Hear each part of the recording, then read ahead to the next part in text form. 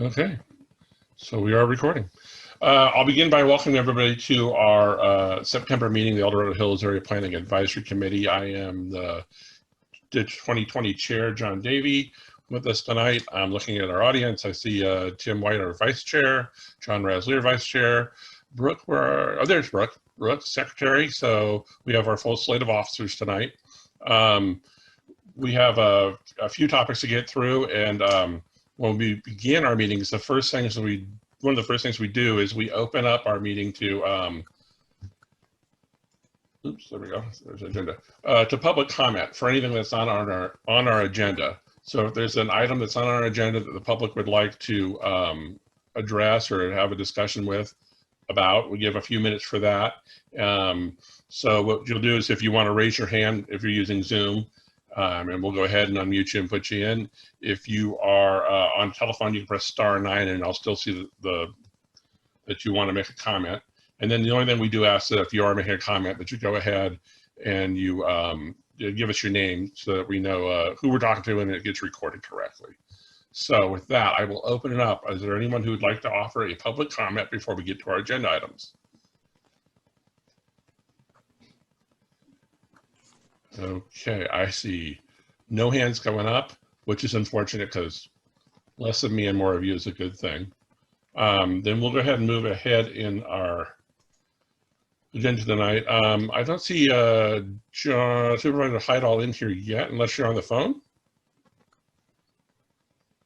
I do not see there he is, hold on.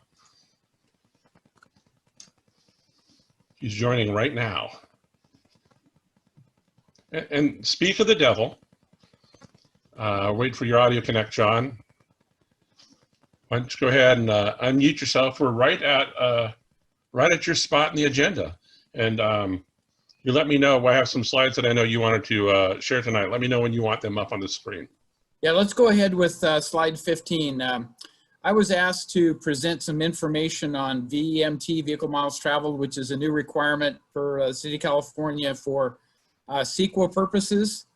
And as many of you know, El Dorado County has within the general plan Measure Y and Measure E provisions, which define level of service requirements for new proposed development to meet. But the change at the state level of requiring VMT for CEQA means that we now have to focus on the criteria to meet the state's new requirements, as well as meet the requirements that are within our general plan. So from the standpoint of El Dorado County is relatively unique in that we have multiple things that we have to address.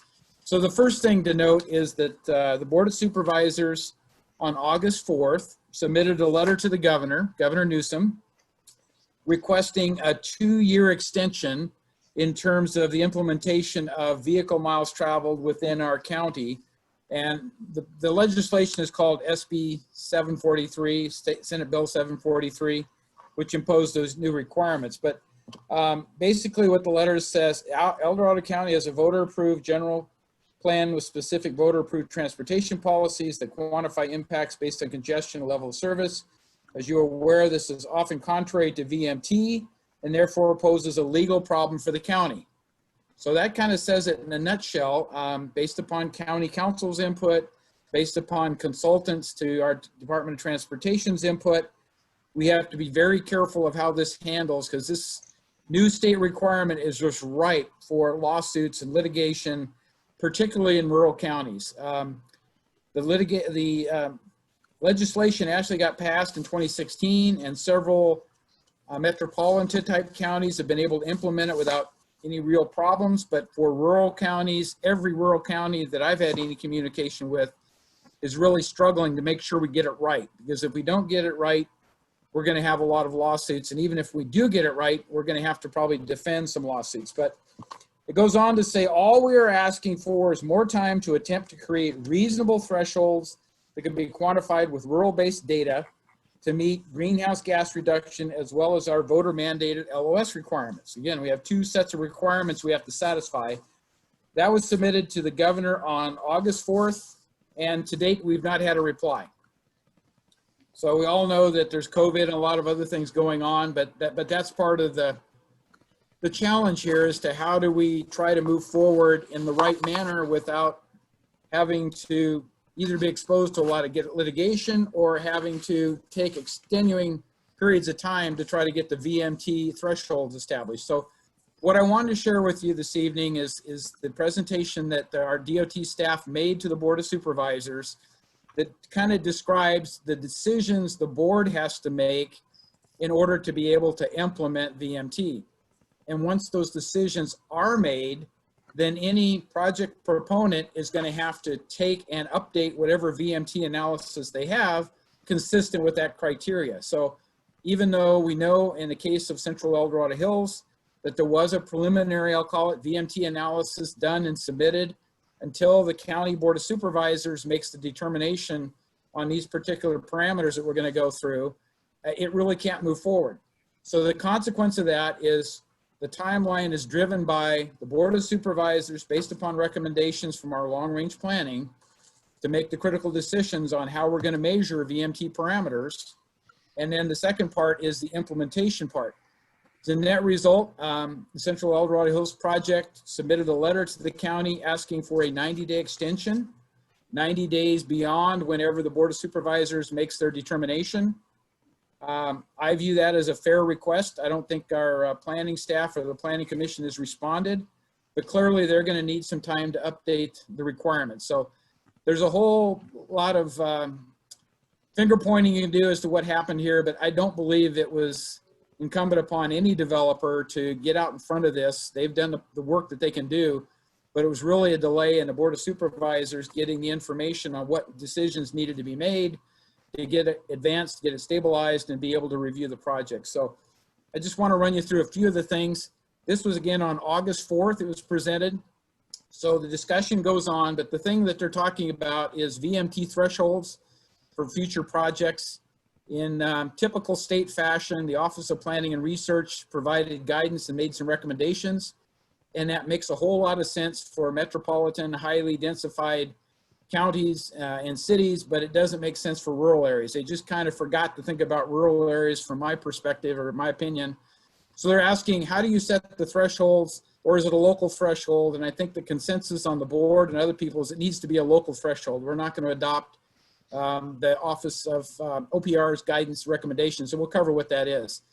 And then what is the threshold for significant impact? And that's a function of the land use project itself. So you have to look at individual land use projects, whether they're residential, commercial, industrial, those kinds of things. And then transportation promised to bring the discussion back, and that has been scheduled, I think, for the September, I think it's the last meeting in September we have, which would be like September 25th or something there, to renew this discussion and hopefully have enough information that the board can make a decision. But that's where we are, and I don't believe it's really the responsibility of any proponent of a project to try to advance this through. They're all kind of hung up waiting for the board's action and for us to settle down on this. So with that, let's go to the second slide, John. So we've kind of introduced the policy decisions. OPR came out with a recommendation. This is the state, a threshold of 15% below what they call baseline. So what they're looking for is a 15% reduction in daily travels by the residents of a new, let's just say, residential community as opposed to a commercial parcel or something, relative to historical land use projects associated with what they call the Metropolitan Planning Organization. El Dorado County is a member of the Sacramento County Organization of Government, SACOG, MPO, which includes like 5 counties and 6 or 7 cities. So we are part of a larger group that has allocations given to us on things like affordable housing, those kinds of things. So a lot of the information we get from the state in terms of our local requirements come through SACOG. That's the part I wanted you to get. But none of us on the board that I know of believe that taking the standard OPR suggested value against the baseline is the right answer. There's got to be more of a local look at what we're doing. So that was their suggestion.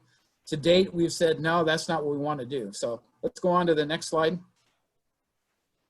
OPR suggested the 15% below. Staff recommends using 15% below the community region boundary average or the county average for projects outside the community region boundaries. So many of you know in our general plan, we have community regions, we have rural regions, we have rural centers, various categories of communities. The community region is the higher density communities across the county, and most of those are aligned with Highway 50 corridor, or basically off the Highway 50 corridor. It's where your services are going to be brought in.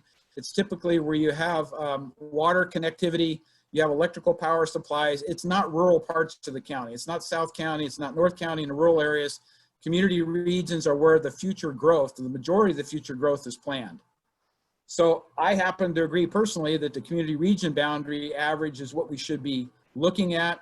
There's a full staff report. If anybody would like to have that, I can certainly forward that to John and he can distribute it. It's about 15 pages, gets into a lot of the gory detail. But for people who like details, I think they should need to study it because it's not a simple decision. But right now the board hasn't made a decision. We're collecting additional information. Staff's supposed to come back to us. The comment here is this would be 15% below the VMT per capita for office and residential projects and no net increase in total VMT for retail projects. So that is different, obviously, than what OPR suggested, 15% across the board against whatever baseline existed before this. So we're still trying to discuss what that is. The third element is the Business Industry Association, the builders, so to speak, the builders organization in El Dorado County is recommending that the projects use the countywide comparison instead of community regions. And again, it comes down to the numbers. How do you use the numbers to determine what kind of an offset you have to have for a project to qualify to meet the state's CEQA VMT requirements? So you can calculate different numbers with different sets of assumptions. So again, it's trying to pick the right numbers to make sure that we get a balance across the county and we're doing everything that serves the best interest of the voting public, the residents of the county, and not any one organization or set of interests. So that's what we're trying to accomplish, but this is anything but trivial or anything but simple to understand. It's relatively difficult and complex to understand, and so that's one of the things we have to contend with, and I'll just say I think we're doing our best, but we're kind of got behind the 8 ball. So with that, let's go to the next one. So we also need to pick, in addition to these thresholds, metrics and methodology. So there's really three things the board has to decide on in terms of metrics, because that's the measurement of did you accomplish the VMT goals? And you have to basically track that and show that you did. There's an absolute metric, which again, the state has recommended total VMT. We don't believe that makes a whole lot of sense. We think it has to be based upon a per population or a normalized type of number, at least I do. So I'm more focused and interested on an efficiency type of metric. How efficient is the result for the communities that are affected? And that's what's been recommended here is total VMT per service population. And again, there's a definition of all those things that gets into great detail. So that's part of it. You have to pick the metric. And then project effects versus project generated VMT. The project effect captures changes in existing travel patterns, and the project generated captures project traffic only.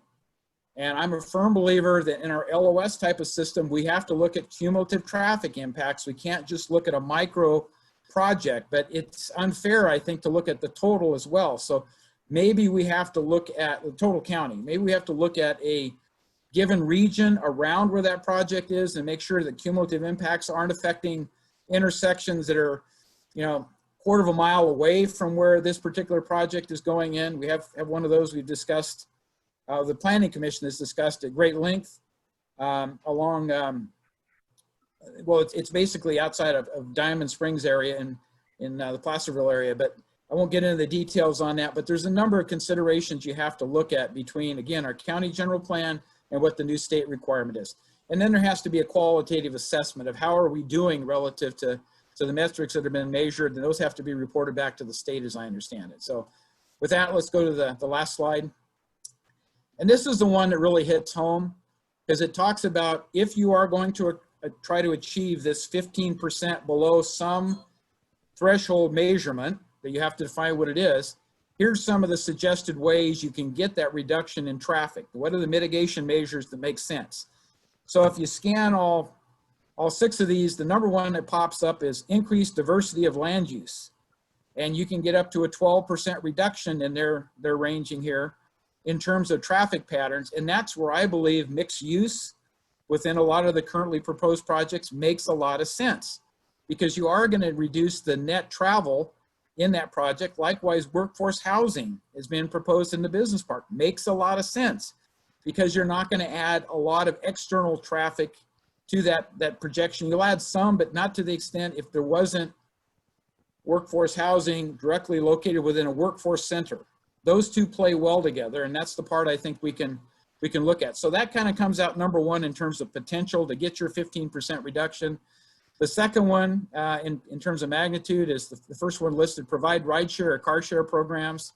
That's up to 8.3% in their estimate. I participated in rideshare programs before I retired, and I'll tell you, they're not widely popular.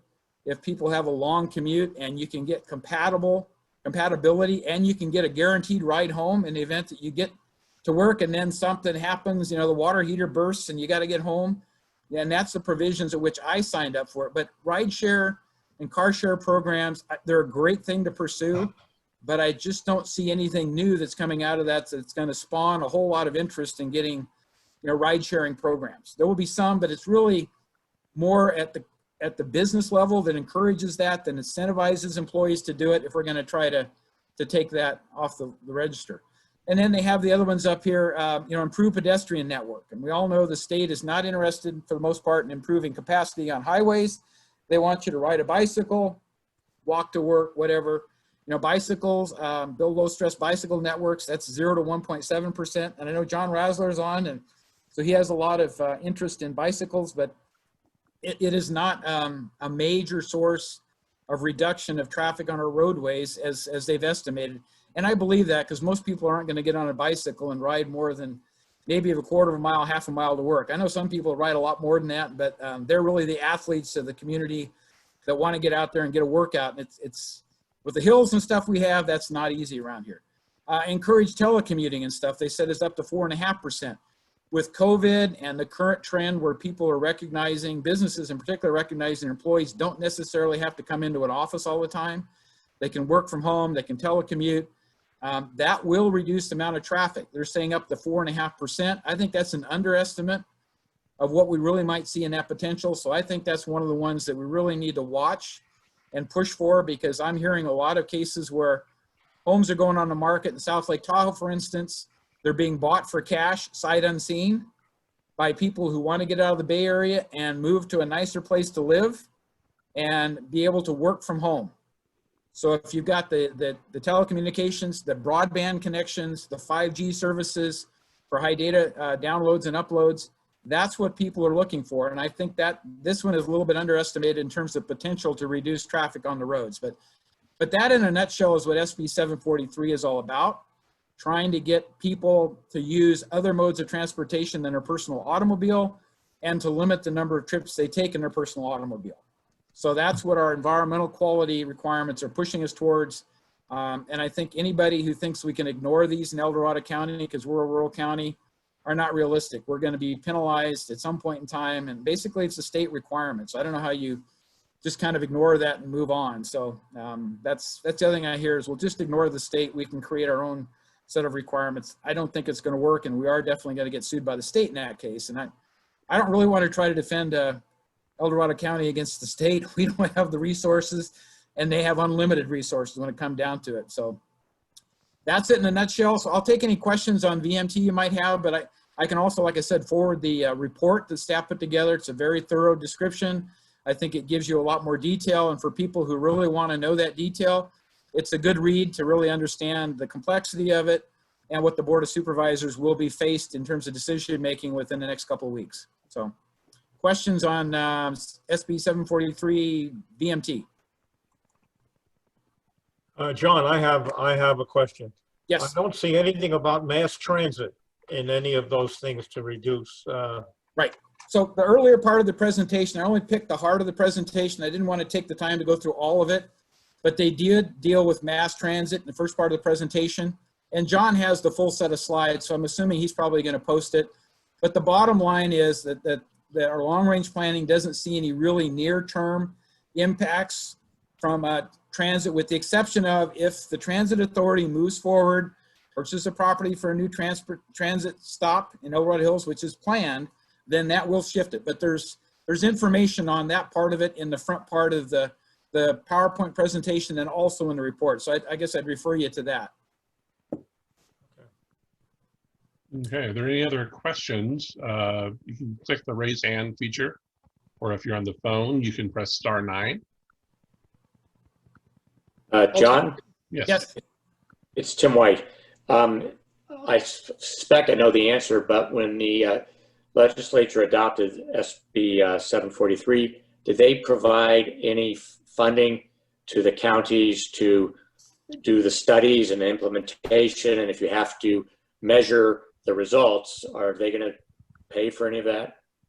No, that's all on the developer. I mean, that's all a developer costs. I mean, the state unfortunately talks about we need affordable housing and we need housing that people can afford to live in, but yet the CEQA stuff and the additional requirements just compound that problem of affordability, in my opinion. So no, they don't send the counties any additional funds. That has to be developer sponsored CEQA analysis. So it's really an additional burden on the developers, and they pass it on to whoever's going to buy the developed unit, right? So the consumer is going to pay a higher cost because of the requirements the state has imposed. So the county doesn't see any net benefit of it. And we have, an additional burden because now we have to look at two things because of our general plan, which we always looked at LOS, but now we have to do the VMT analysis as well. And so that's just the way most things go these days. You get a mandate to do new things and no funding at the county level to accommodate it. Okay. Are there any other questions for Supervisor Heidel tonight? I do have one other thing I want to mention, which I think is really important. This is on the plus side of things going on. The county is working real hard right now to prepare documents and get a impact analysis from PG&E to join a CCA, a community choice aggregation, which means we would be able to procure electrical power at reduced rates compared to what PG&E is. And we're fortunate, in my opinion, to have Pioneer Energy, which is the purveyor of those resources for Placer County, reach out to us and want to do an expansion of their program and to get us involved and include us in future work, because otherwise we would have to take staff time, invest a lot of information, a lot of money and information and time and information gathering to pull this thing together. We need to assess everything very thoroughly, but Placer's in a mode of wanting to get new expanded capabilities. So the city of Placerville and El Dorado County are talking to Pioneer Energy. Pioneer Energy, up until about 6 months ago, had been able to show a 10% reduction in billed electrical rates to their customers as opposed to PG&E. And that's primarily because they're looking for renewable energy sources and acquiring that where they can. And sometimes it's new geothermal sources. Sometimes it may be carbon fuel power generated, but it gives you a choice over PG&E. And the nicest thing about a CCA is that every individual consumer gets to choose whether they want to stay with PG&E because they really trust and like PG&E, or whether they want to convert to the CCA and be part of the aggregate, which has the potential for reduced rates. But each individual ratepayer gets a choice. And that's a nice thing in my opinion, because again, you get to determine what you want to do. I happen to belong to a CCA that's over in Mendocino County, that's Mendocino and Sonoma County and some cities. And they have been able to demonstrate like a 2% reduction in rates compared to PG&E. But they actually had an option that you could, if you chose, to get all green energy sources, i.e. no fossil fuel produced power, everything is renewable energy. And for that, the rate was coming out about 5% more than paying for PG&E. But for people who are really interested in getting to renewable energy sources and getting away from the fossil fuels, it's a personal choice. That option was available to them. Right now, Pioneer's not doing that because their focus was not so much on individual choices, but provide a choice between PG&E and their program. So we have to get a bunch of paperwork submitted by the end of the year to qualify to potentially come online with that the first part, January of 2022. If we don't get all the paperwork in, if we don't get the impact analysis completed, if we don't get a thumbs up from the state by the end of the year, then it slides another year, it'd be January 2023. So there's an awful lot of interest in this, and I've made it a high priority because I think it's a chance to break away from some of the PG&E constraints, recognizing their rates are probably going to continue to go up, and we're all going to pay those anyway because they own the infrastructure. But I think a CCA has potential longer term to maybe get some kind of legislation to allow CCAs to purchase infrastructure at a reasonable cost as opposed to paying what PG&E is asking for it. Because everybody that's tried to do an equity adjustment or equity assessment to look at what it would take to purchase PG&E infrastructure have been extremely high costs. So maybe like the bankruptcy that happened, there'll be another future event that may happen, but I just think there's a whole lot more potential for independent power procurement and lower costs in the long range by going with the CCA than what we have currently with PG&E. So that to me is a big deal, and the staff is putting a lot of exercise in it. I will tell you that our Community and Economic Development Advisory Council did a study about a year ago, came to the conclusion that, yep, a CCA makes a lot of sense for a lot of consumers in El Dorado County, and that we should probably pursue discussions with Pioneer to see if we can merge with them. So it would be basically, they operate a JPA, Joint Powers Agreement, with the multitude of Placer County and the cities involved. We would join that as well as the city of Placerville if we both go through with it. It would not affect South Lake Tahoe. South Lake Tahoe is served by a separate power utility called Liberty Energy. So they actually get most of their power out of Nevada, and it comes into the South Lake Tahoe Basin. So again, that's kind of a unique situation, but that is one of the things I think that's really important for people to understand is the county is trying to do what we can to try to provide alternatives that will hopefully reduce the consumer costs of things like electrical power. So, and with that, I'll just open it up if anybody has any questions of me before you get back into the regular agenda, but appreciate the time. Well, thank you. Joel, go ahead. On the CCA, I'm wondering if the energy sources would be something that would avoid the PSPS outages that we saw very recently. The answer is no, because PG&E controls the infrastructure. So unless the CCA could persuade PG&E to do more microgridding, break the grids up into smaller pieces so that, communities that aren't highly affected typically by the high winds versus members of another community on the end of the grid that are affected by high winds, unless we could encourage more microgridding and propose it as an energy saving mechanisms or something like that. But right now, no, PG&E really controls all the PSPS parameters, and the CCA would not have a voice in that other than persuasion influence. So. Oh, well. Yeah, well, I think there's room for a lot of new legislation personally. I've actually talked to Assemblyman Kiley about it, introducing some new legislation if he thought he could get it pushed through the assembly. But a lot of the assemblymen and state senators seem to be very aligned with PG&E. They fund a lot of campaigns. I'll just make that statement. So I don't know whether the taxpayers are being that best served or not, but CPUC certainly to me has not been an honest broker in the past, but that's just a personal opinion. So. Okay. Are there any other questions for Supervisor Heidel? Okay. No hands are up. So thank you, John, for all that information. And we're going to move ahead now. I'm going to hold on here. Sorry about that. I'm going to grab a screen real quick, just so that you can see that the next item on our agenda, our guest speaker, it's CJ Freeland from the El Dorado County Housing, Community, and Economic Development Program. And we're going to have an overview and discussion tonight about the county housing element update. I did sit through the workshop that was a Zoom session several weeks ago.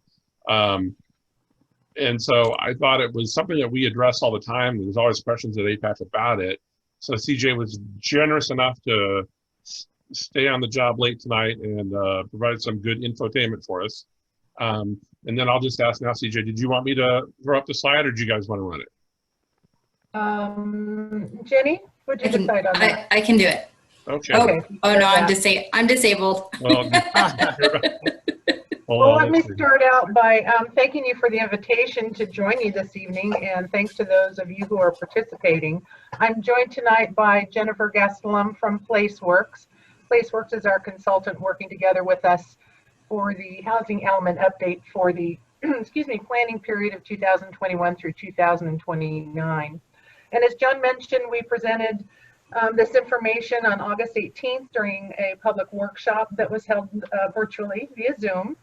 We did this presentation for the West Slope and followed up later in the afternoon with South Lake Tahoe for a more targeted presentation for that area. All of those, both of those, are available on the county's website under our long-range planning site. There is also a link to the housing element update for that 2021 through 2029. So you can see the full presentation we made on the 18th, along with an audio version if you want to listen to it and hear the question and answer back and forth. And Okay. with that, I'll turn it over to Jennifer to get us started tonight. Well, for some reason, it's not let me show you. There you go. You got it? Yeah, do you guys see it? Perfect. Let's see. All right, let me move this over so I could start the, and hold on one second, swap. Okay, there we go. All right, good evening. Thank you, CJ, for the introduction. Jennifer Stone with PlaceWorks. We are helping the county with updating this housing element. I appreciate all the comments of Supervisor Heidel. As exciting as VMT is, the housing element is just as much of a hoot, let me tell you. So it's a bunch of state mandates as well. So take that with a grain of salt. This is very heavy presentation, so write down your questions. You can ask me at the end. I'm going to try to not, do a ton of speaking. I'm going to just go over the housing element requirements. The RENA, which as Supervisor Heidel mentioned, is run through SACOG. They assign a regional housing needs allocation. I'm going to talk about some of the existing needs and special needs housing, and then some of the changes and the schedule for this document. So the housing element is one of the elements of the county's general plan, and this particular element has to be reviewed. It's very unique in the fact that it has to be reviewed by the state for a 60-day review period, and then it also has to be adopted and blessed by the state for a 90-day period. Our deadline for adoption here in the SACOG region is May 15th, 2021.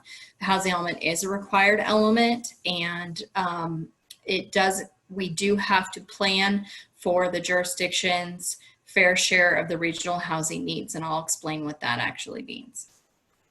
So you currently have a housing element that's available on the website that you guys can all take a look at. It includes existing needs as well as we project out for this next 8-year planning period. So again, as CJ mentioned, 2021 to 2029. We identify vacant land, we identify underutilized land, and we identify land at all varying densities to show what is available for development. It is not a requirement of the county to build housing, but is a requirement to show what land is available and what the planning process is. And through that, we look at potential constraints. How long does it take to get a building permit? What regulatory as well as governmental constraints there are, how much are fees in the county, kind of in comparison to potentially other rural counties and what that looks like. And then we do a checks and balances where we review the previous housing element that is currently, that you have right now, and what has been accomplished, and that feeds into the goals and policies and implementations for this next 8-year period. So as we mentioned before, SACOG is the region that we're in. So the state decides over this next 8-year period that we should assume for a certain amount of growth.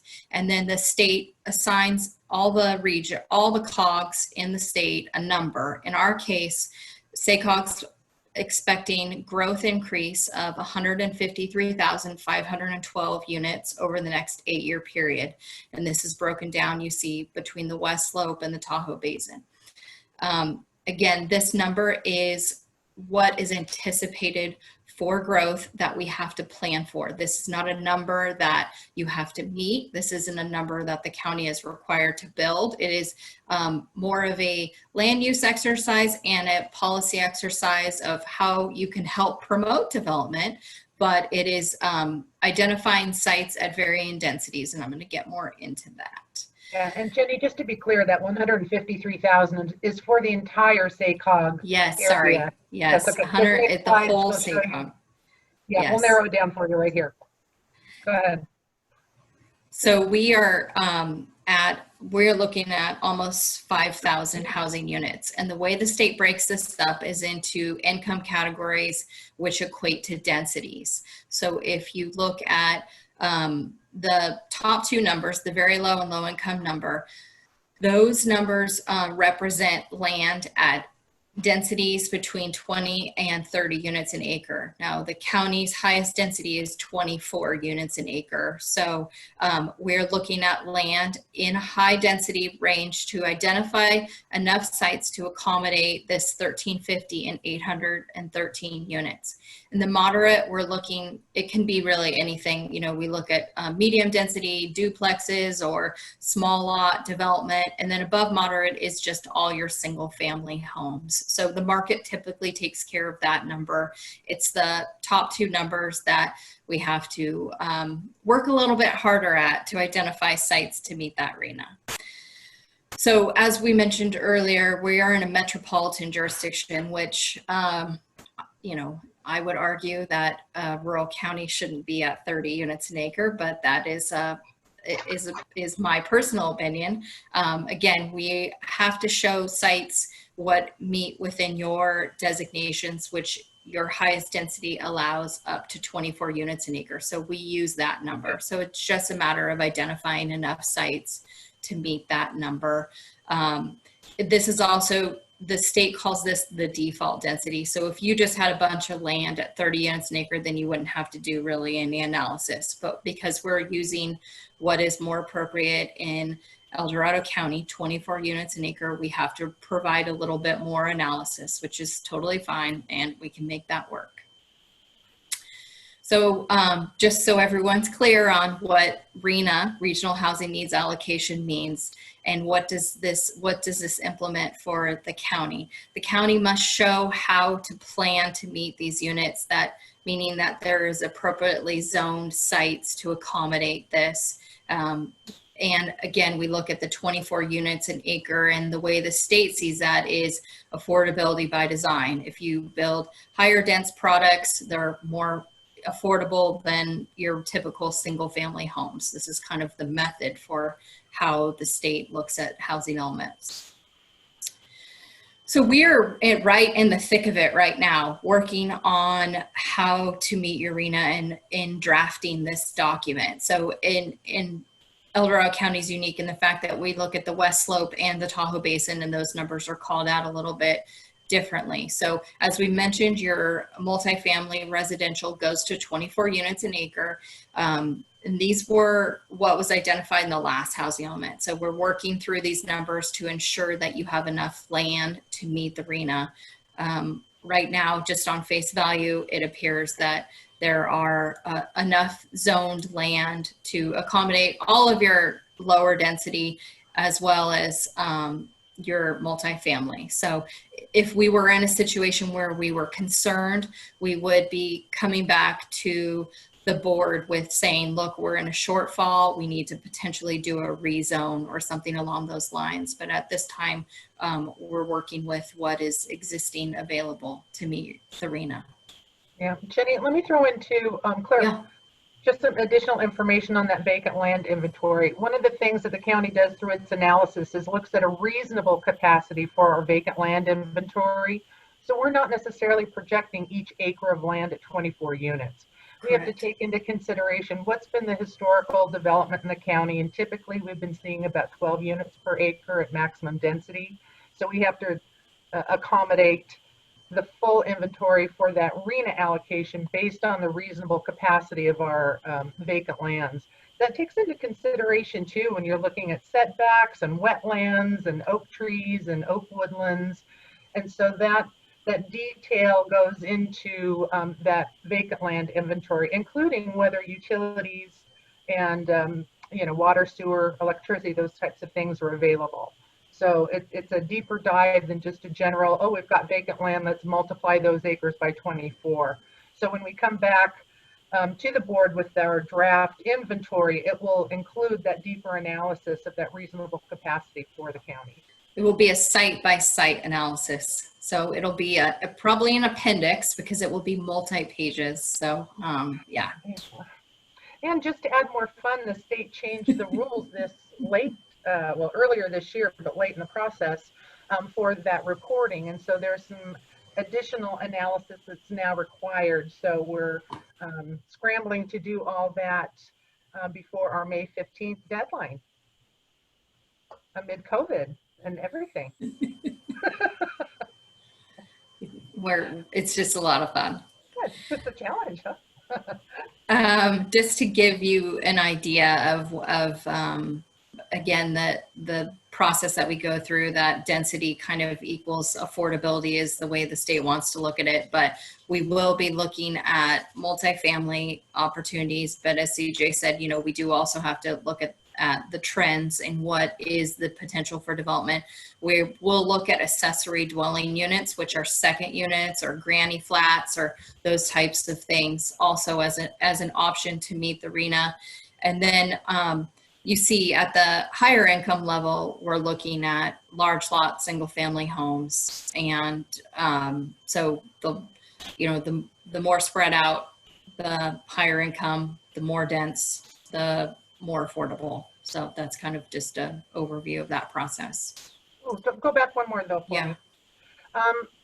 When we're looking in that middle area, especially with duplexes, sometimes the townhomes, the small lot, single family home, those are the types of models that we're needing to focus more on, because one of the areas where the county has not had the best reporting capability is in that moderate housing. That also falls within that workforce housing that John was talking about earlier. And even with the duplexes, we're looking at some potential in our infill ordinance to be able to encourage more of that model to provide that missing middle. Because what we're finding is even if we build enough affordable housing, there's not enough of a housing ladder for people to leave that into more moderate priced homes and then go up the housing ladder from there. So that missing middle is as important to the county's growth and economic stability as the low income housing is. And that's a thing that SACOG's also really promoting, and across the whole SACOG region is the missing middle. It is kind of a big focus because it is definitely, we've taken care of the single family and then there is a very dense product, but there is not that middle product. So that's a really good point, CJ. Okay, so when we do get, when you do get to see the document, it will include a table such as this, and we will include all the backup, as I mentioned, which is a detailed sites inventory of land. And in addition to looking at just vacant sites, we do look at sites that are underutilized, and underutilized means that they might be zoned for a medium or a high dense product, but they might have like a shed or a barn on it, or they might have one house on it. And so what is the actual realistic capacity? And that's kind of part of the new state requirements. Is we used to, wouldn't necessarily get away with it, but we could count a lot more sites last time around. And so they've made it a little bit more of a challenge, which is fine. We're totally up for that. And we will make sure that there is enough sites that are utilized. So right now we're working with CJ, and as you see here, there's some sites that have been removed, some sites that have been added, and then what that looks like from the last 2 rounds, and then we have to plan accordingly. So yeah, and in addition, not only we're looking at the total county inventory, but we have to look at what's realistic within the next planning period. So we might see that there's potential growth further out in some of our rural centers but with the challenges of infrastructure, water and sewer, that sort of thing, they may be poised for growth, but we have to answer the question, are those areas poised for growth within this next 8-year planning period? We also don't want to oversell our inventory. We need to have enough surplus so that if a parcel happens to be developed under its projected potential, we need to be able to make up those numbers someplace else. The state also has a no net loss law in place, and so we want to hold some of our reserve, if you will, so that we don't get into a situation where we're forced into an immediate rezoning requirement, similar to what Huntington Beach went through and similar to the state lawsuit that you may be familiar with. And the state did sue that jurisdiction because they fell below their RENA allocation and couldn't provide the potential for that growth without a rezone. So that was a big mess, and we certainly don't want to get anywhere near that. No, that will not be the plan. Okay, so as part of the housing element, one of the pieces of it is a pretty thick demographic analysis. So when you get it, I encourage you, if you're having trouble sleeping, bring this document with you, and it will definitely help put you to sleep. But from some of you who are into numbers, such as what we are, you'll find it somewhat fascinating. So we do an analysis of what's available in the county, as well as how it relates to other areas in the region. So affordability is a big thing that we talk about, and what is affordable and what are income levels. So this HCD and the state and HUD define affordability, and they break it in, as I showed on the RENA table, into these income categories. Extremely low income being 30% of the area median income, and the area median income is $86,300. So that's for a family of 4. That's the median income for the Sacramento metropolitan region. So they don't isn't necessarily broken out by individual areas. They take it as a big region. So we're looking at 86,300 for a family of 4. And then we look at what they can afford and housing costs. So in that top extremely low income category being 30%, that is the population that is essentially on the verge of homelessness. And that is, they're not necessarily in a housing product or in and out of a housing product. And then the very low and low is typically where the state grants and affordable housing developers try to get funding for their projects to help them. So one of the things that we do with this is we look at affordability costs, which is in this far column, to see what these income categories can afford. And then what we do is who are these income categories? So the extremely low, again, is the 30%, and that's your food service workers and your retail clerks and home care aides. And for your very low income, which is 50%, is preschool teachers and bank tellers and security guards and truck drivers and data entry workers. And then the low income being at 80% of this, again, 86,300 is more teachers, mail carriers, and auto mechanics. So some of the goal of this is to determine who is in this, and they're, some of these are essential workers that you need in your community, and what housing opportunities are there available for these populations in your community. So we look at, then after we look at what incomes are, we look at what housing costs are. So we do this throughout the process, and we're quite a few months in, but we look at it a couple different times, and especially pre-COVID and post, in the middle of COVID, and what the housing costs are. As of when we did this presentation, the median sales price countywide was $450,800. So we look at a bunch of different resources. We talk to realtors to try to get this information. So for a moderate income family that we spoke of, $387,700 is the max sales price. And that's assuming that they had money down, and that's assuming what the interest rates are. And then a low income is $250,000. And as you can see, we looked at El Dorado, Cool, and Pollock Pines, and there is some potential for that moderate income to get into a house, but the low income is pretty much priced out of the current housing market. And then we also look at rents. So we do quite a few comparisons. We look at what the median rents were. So in July, rents were at, $2,100 a month, which was higher than the median rents in the Sacramento metropolitan area of Sacramento, Roseville, or an Arcade, which was $1,900. So rents, I think it has to do with also being fewer options in El Dorado County than actually this was a larger portion size. So again, this is a snapshot. So all of this will be in more detail in the document.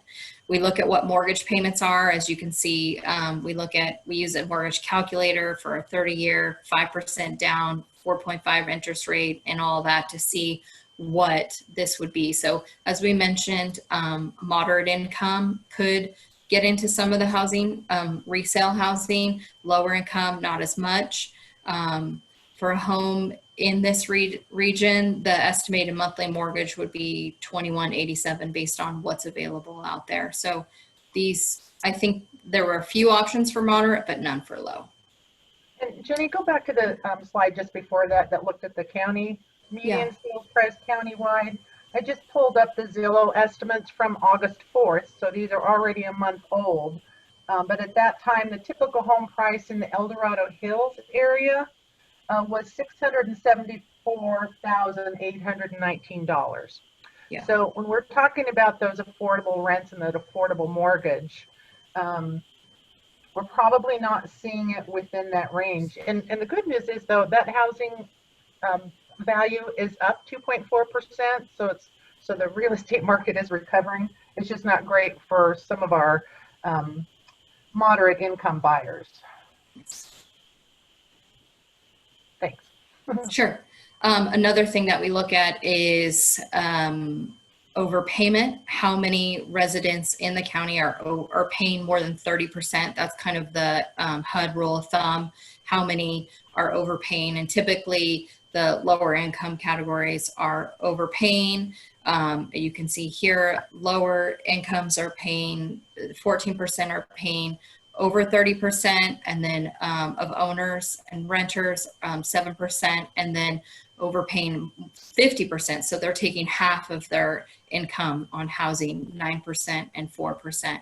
So that's something that definitely, it's a choice when you're in an above moderate category to pay that much towards your housing. It's a little, when you're in the lower income categories, when you're paying over 50%, it's either you're choosing to pay, for other necessities possibly, or making rent payments. So we do a pretty deep dive into housing types. 43% of housing are more than 30 years old. So there is potentially some deferred maintenance. So when the county's looking at priorities for housing programs, weatherization programs, housing rehabilitation programs, if those are an option, that is, comes to rise of a priority for seniors who are on fixed incomes, who need some deferred maintenance done to their house, whether new windows or a roof, if there are grant opportunities for those types of things, or low-cost loan programs, the county could pursue those. We look at the percentage of owner-occupied versus renter, 69% owner, 14% renter, and then vacancy rate is at 17% due to the county's seasonal population in the Tahoe region. Yeah, that seasonal housing is also another word for vacation home rentals. And so you can't really have a discussion about housing unless you want to talk about vacation home rentals. And they are basically taking year-round rentals away from the working market within El Dorado County and other jurisdictions. But in El Dorado County, it's an issue that we probably need to look at before that horse gets further out of the barn.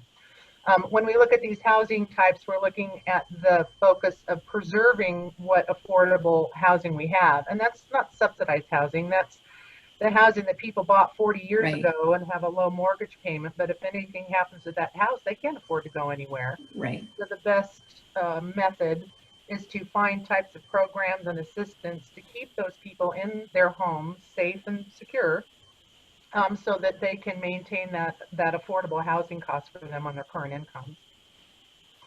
I'll just mention that fire insurance is a big issue for a lot of seniors in exactly Yes. that position in El Dorado County and other rural counties. So that's a Correct. challenge.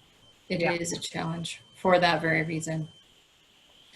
Okay, we also look at the special needs as we're speaking of seniors. The state requires us to, El Dorado County does a point in time count for homeless, and it's usually every January. This in the 2019 survey that we've included was 613 residents identified El Dorado County as their home who were currently homeless at the time. So we, with all of these numbers, we also truth them by talking to service providers to see what the actual needs of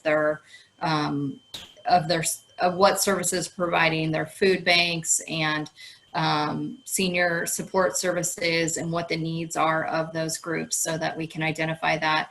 39% of residents are seniors. 13% have some sort of disability. That is also comes into play when we're talking about potentially seniors who might have a disability, who might need a wheelchair ramp or some additional handrails. Though there are programs out there that the county can pursue to assist those seniors with. So calling out those numbers and what that looks like is important.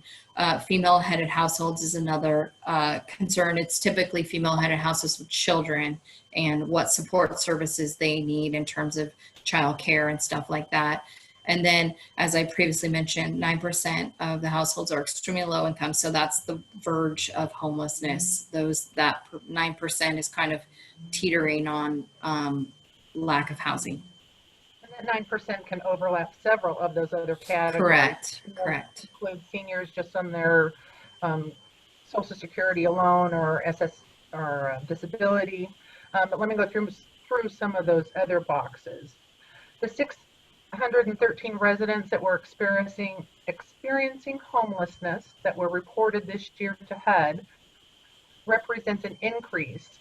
But that is also due to our improved methods of surveying service providers. So these are not all unsheltered individuals or families, but these are people who are either experiencing homelessness in a shelter, depending on beds, that they could be living in cars, they could be staying with friends, they don't have permanent housing. And the details of that homeless count are available on the county's website through our Health and Human Services Agency if you wanted to do a deeper dive in the types of population and needs they have. Again, we've got people experiencing homelessness with no type of transition into permanent housing because we have a lack of vacancy in any of our affordable units. There's waiting lists that are outrageously long. When we talk 39% of residents are seniors, seniors is a catch-all. I mean, we know in this county we have many active and not low-income seniors. So it's not just a blanket gate opening sort of thing for everything to be senior. There's a specific market for the special needs. Again, that's why they're under this particular category. Not all seniors are special needs seniors, so I want to break that out a little bit. So when we think about housing projects and we think about projects coming forward, we're not just looking at a label saying, oh, it's senior. It's like, what kind of service and affordability is there? When we look at those 13% of residents that have disability, that could be anybody. So we look at, what we can do within the county to encourage or require universal designs so that people can age in place. And we're seeing more of that kind of design so that doorways and shower entries and things like that are adaptable to, age in place. So there's a lot of other things within this whole special needs housing to consider, and the types of programs and the types of things the county has the ability to do to help target some of these needs if the analysis shows that they're not being met. But just to get your brain working in other types of areas, or when you're reviewing projects and looking about what's being included, maybe with, you know, maybe some of these issues will come up and it'll cause you to ask the question to see if they're being addressed. I would like that. All right, I'm wrapping up here because I know I've been doing too much talking. So the changes to the state law, as I mentioned, the state has, CJ also mentioned, the state has made it a little bit more tricky. So when we're looking at non-vacant sites, like a site that has like a barn or a shed on it, we have to find out whether there is any intention of removing the shed or the barn to actually say that the site would become available within the 8-year period. We cannot count more than half of the land inventory on sites that are underutilized or not zoned strictly for residential. So if a commercial allows a residential, or there's some sort of mixed use, we have to make sure that there's that balance there. And then if we're counting sites for multiple rounds, so again, we start with the last housing element inventory and we keep all those sites from that are still available, we'll put them in this inventory.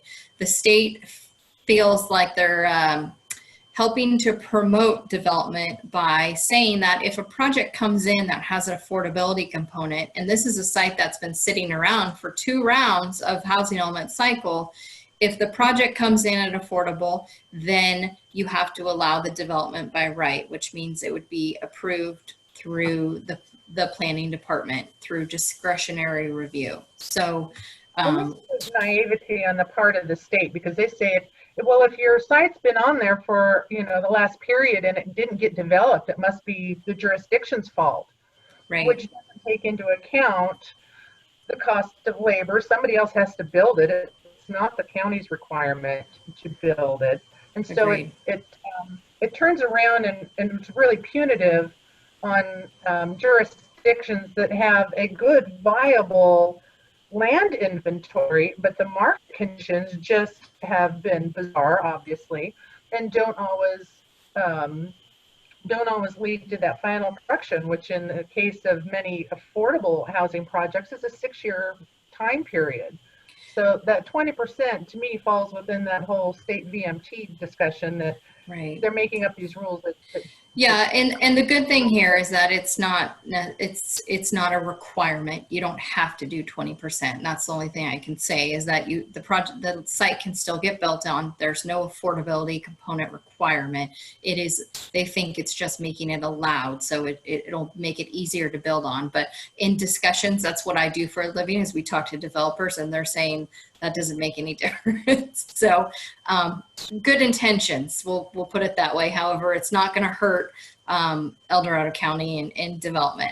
Lastly, counting sites that are less than a half acre or greater than 10 acres. So it's definitely, we do it. Again, this is what we do for a living. So we'll count them, we'll include them, particularly in regions where we're relying on, if we're relying on a big 20-acre site and we're saying that's going to develop at high density or something, is that really realistic? And that's where CJ said we're looking through these things. So they put a little more requirements on it, nothing that is going to substantially change the document or the land inventory. So rest assured on that.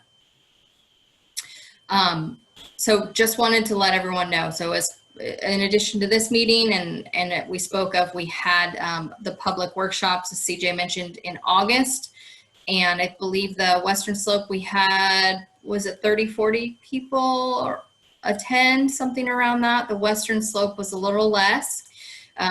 To make sure that we're getting a good representation, we also, as I mentioned, we do consultations, which are interviews with the service providers throughout the region and agencies. So we talk to the Health and Human Service Department, we talk to realtors, we talk to affordable housing developers, as well as market rate developers, any services that are provided. So we gauge them, we find out what the needs in the community are, and then CJ set up a housing element steering committee. We provided them with a survey. We have, we're collecting information on what housing preferences and housing needs are.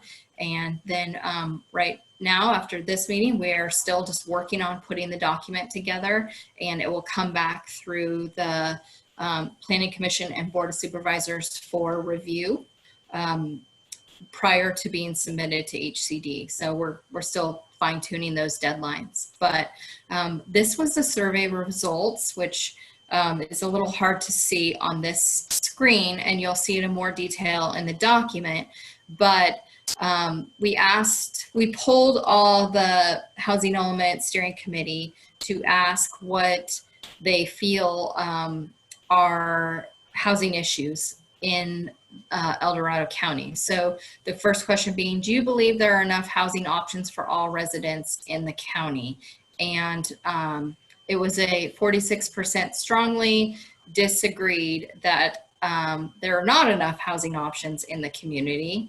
And some of the underserved populations range from homeless to young adults, so that first-time home buyer category, housing for young families, housing for workers in the county, and seniors and potentially farm workers. We asked what some of the barriers to new housing were.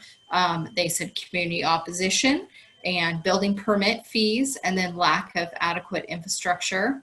And then housing preferences at the bottom, being that they wanted to see more opportunities for townhouses and apartments and potentially mixed use and new single family. And then, as we've mentioned, accessory dwelling units, those are second units or granny flats. So we've pulled a few more groups of people, so that will also be added into this information. But all good information that we're collecting that will hopefully be helpful, as CJ says, you're reviewing projects. So lastly is the project schedule. So we are here now, and again, working through our data collection and putting the draft together, and plan to do a workshop with the Board of Supervisors and the Planning Commission this fall to go over some of this stuff.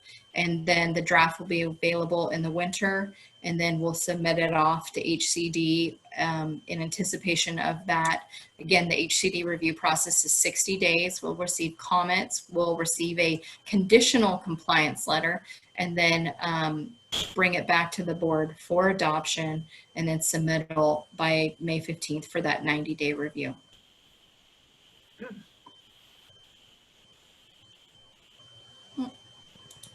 And I can stop sharing now. Well, thank you. Well, before we say anything else, I was going to ask if there are any questions for either Jennifer or for CJ tonight. That's a pretty I see George has his hand up. George, go ahead and unmute yourself. There you go. Thank you. Great presentation, Jennifer and CJ. The question I have, and I've talked to CJ about this before, but to be able to build the types of housing that CJ identified in the one slide, where it's the duplexes, the small lot, the townhome, the conundrum we faced is the cost of the fees. And some of that's under the control of the county, but a lot of it isn't. And I'm wondering if there are going to be any strategies for how to solve that riddle. Right now, the county on the TIM fee program is looking at charging a smaller fee for smaller sized residential units. There's the new ADU provisions in state law, but I'm wondering, are there going to be strategies that are going to make it so that we can actually be able to build some of that housing? Well, I don't have all the answers of what strategies are required, so we're always looking for that kind of feedback, and why it's necessary for Jennifer and her peers to have those consultations and those one-on-ones, because we're getting the type of specific feedback we need in order to, ask the board if this is something that we need to look at as something to incentivize. Is it something we need to find specific funding for?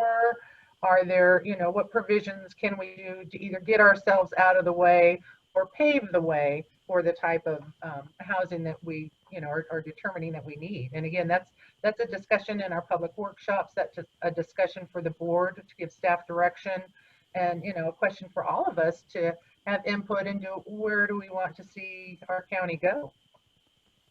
So George, any suggestions would be most welcome. Well, I'd be happy to work with you on that. Thank you. But Great. George, I will add that the board has had discussions with the El Dorado Hills Community Services District, for instance, for fee waivers for categories of affordable housing that we can all agree we just need to get these houses built. To what measure? I mean, how many, what areas and stuff? We haven't gotten any of that, but at least there was a willingness to look at development fee waivers from the CSD. I don't know that that's happened at the fire department level, but I think as a community, if we get some good proposals and everybody can find that there truly is a substantiated need to help in those categories, that there will be some level of willingness to help with it. It's just how many and how much, and because a lot of those special districts, as you know, operate from strictly property tax revenues, and if they're not getting the property tax revenues, they're not able to meet things, and the development fees help them build the capital improvements, right? The infrastructure. So they can do away with some things, but then ultimately look at assessment districts or other forms. So I know there's been some preliminary discussions. I don't think it's come to a strategy or anything of that type yet. So. Yeah, I mean, we realize too, as a planning group, that everything is connected. So you can't take out one element. You can't just take away a fee and expect everything to run. So we have to look at that balance and how we can take components of it. And if we do need to reduce something, we need to look at where, it's not quite the whack-a-mole idea, but we do need to look at where we can supplement something in other ways. And that may be a county-wide program or something else. So we're sensitive to that. Fee structure based on income, based on economy, based on rooftops, and so on and on it goes. John Ratzler, I would just like to ask, are you taking into consideration that you are not going to, you use the word balance, that you're not going to group large groups of people within certain income levels in one area? Because that has proved to be disastrous in any municipality that's trying that. So how are you planning to take care of that kind of a thing? How are you trying to get a balance on the kinds of people that live in a particular area according to income? So the great news is that we have the entire unincorporated county to look at when we're balancing what our RENA allocation is and where those units are allowed. We're also basing those decisions on the 2004 general plan that was voter approved. So that base land use and that base zoning stems from that document. We've not made any changes, nor are we recommending any rezoning because of a lack of inventory. So that growth and that spread of that type of zoning has already been predetermined by the county in those base documents. So we're not making any new decisions on where multifamily parcels are zoned, where commercial parcels are zoned, where single family residential. But keep an eye on the state, because the state is looking at making changes and talks quite a bit about getting rid of all of the single family zoning and making it more accommodating to other models of housing, be it townhouses or duplexes or other types of small lot types of things. So the county itself isn't making any radical changes, if you will, because we're basing our land inventory off that 2004 general plan document. But do watch the state, because they love to change the rules. It's also a requirement of the document with the passing of AB 686 that we don't identify any segregated areas where you're putting everybody. So they're asking for it to be spread throughout. But yeah, as CJ said, there's no rezones planned. So what is your zoning is already in place. Just one other question. It seems that the unincorporated areas are carrying the burden of all of this housing. Can I ask why? Well, not the burden. The unincorporated area is separated from the city of Placerville, which has their own RENA allocation, and the city of South Lake Tahoe that has its own individual RHNA allocation. So all of the jurisdictions in the SACOG region have a share of that housing allocation from the state, that 553 some odd numbers after it. It was that 153,000 that was divided among all of the member counties and cities, incorporated cities. And so that's how that was divided. El Dorado County, the unincorporated area, got approximately 3.7% of that total RHNA. And John, if you So did the around- calculation on a per capita basis, we got a less number for a rural county than a lot of the higher density communities and other counties and cities and stuff. So I felt when I went through the numbers that we did get a fair shake in terms of the allocation coming from SACOG. That's debatable, but I mean, I didn't feel like we got, you know, it's just No, I agree. we were You didn't. cheated or something, or other. They were doubling up on us or none of that. I think it was a fair distribution given the formulaic approach they took. And that was a year-long, almost year and a half group of housing planners working with SACOG on that methodology. And so we had some heated discussions on how things should be considered and how the methodology affected more rural counties like ourselves as opposed to more metropolitan areas like City of Sacramento. So we had those discussions early on and ended up with a fair document that was then adopted by the SACOG board and then blessed actually, or approved by the state for the allocation. You know, just one other thing. In my own mind, I think there's a big difference between, let's say, for example, El Dorado Hills being an unincorporated area and going up the hill to more rural areas. And it seems to me that you're going to be putting a lot of this new housing in unincorporated areas that are in El Dorado County or upon the El Dorado Hills or Cameron Park. I think that's really, I don't think it's really fair for the people living in those areas to take the burden of this kind of housing.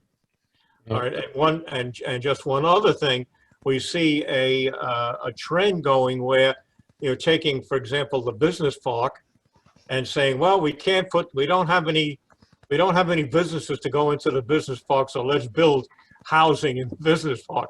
You know, you're kind of defeating yourself. You can't have housing for people who can't get to work if there are no jobs locally. So Well, first of all, the housing element is not doing that, and that's the project we're talking about tonight. Those are individual projects that are coming before the Planning Commission and the Board of Supervisors. So right now, those rezones and readaptations are not part of the housing element update. They would be if we were looking at rezoning, but we're not. I'm also concerned about your perception of what the unincorporated area of the county includes. And for us, that's everything from El Dorado, the Hills, all the way up to the unincorporated areas of the Tahoe Basin. The only thing not included within the unincorporated area is the city limits of Placerville and the city limits of South Lake Tahoe. So El Dorado Hills, Cameron Park, Shingle Springs, Diamond Springs, El Dorado, Placerville parts, you know, Pollock Pines and up are all part of the unincorporated county, save for that unincorporated city limit, or incorporated city limit, excuse me. So when you're saying we're burdening the unincorporated area, I'm having trouble understanding what specific area you're talking about. I think because in many people's minds, when they look at Cameron Park or El Dorado Hills, they're looking at those areas as almost being urban, okay? And they're looking at the other areas going farther up the hill as being rural. Okay, so there's a distinction within the unincorporated terminology of being almost urban or suburban in comparison to rural, okay? So when I hear the term unincorporated, I'm almost saying that you're looking more at suburban areas within the unincorporated areas in the county. Well, in the general plan, we primarily focus 75% of the county's growth to our community regions. Yep. And those community regions John was talking about earlier. That's our definition is a community region, not unincorporated. Community region, rural region, rural center. That's the categories the general plan focuses on. You know, it's good to keep the same terminology and not change it all the Yeah. time, especially, Sorry about that. especially in the minds of the public. Yeah. You know, so So, that's But just if my we're, thought if on that. we're using those terms too loosely and not making that clear, then that's a good point. We need to be careful that we create that same terminology throughout our document so that there's no, so that there's less confusion, because frankly, it's just a confusing document to begin with, so. All right. If you look at population, there's 30,000 of the 190,000 residents of El Dorado County that are in incorporated areas, i.e. the city of South Lake Tahoe with about 20,000 and the city of Placerville with about 10,000. So those are rough numbers. We'll get new numbers with the census, but the vast majority, 75% basically or more, is unincorporated area within El Dorado County. And a good portion of that is forest land, if any of it is left. Yes, national forest. Yep. You know, so It's still there. It may not have trees on it. yeah. So Gene has a question. His hand is up. Let's go ahead and let Gene have his chance here. Yeah, thanks, John. Not so much a question, but maybe just a comment to follow a little bit on what George was talking about. I mean, the fee and cost issues are certainly important when you think about actually trying to get these kinds of houses developed. But pushback from the communities, it kind of also follows what John was talking about, I think to some degree, can be an important issue when it comes to actually trying to get these projects done. Certainly those proposing projects have a responsibility to explain to the community or the communities they want to be in why they're going to be better off for enabling these kinds of projects to move forward. But my suggestion would be that as you go through the additional steps to actually get the housing element updated, I think there's an opportunity to further educate the community in a less threatening kind of environment. You know, again, certainly those of us who are trying to move projects forward understand that we have a responsibility for educating the community as we go through that process. But often there's heightened tension because people have different ideas about what's good for the community that maybe are different from our ideas or what are good for the community. When you're looking at a housing element update, I think there's an opportunity for you there to maybe bring the community along in an environment that's less threatening, which can often be the case around specific project proposals. Yeah, and normally no normal anymore. During our last housing element update, I've been involved with the 2007 as well as the 2013 housing element update.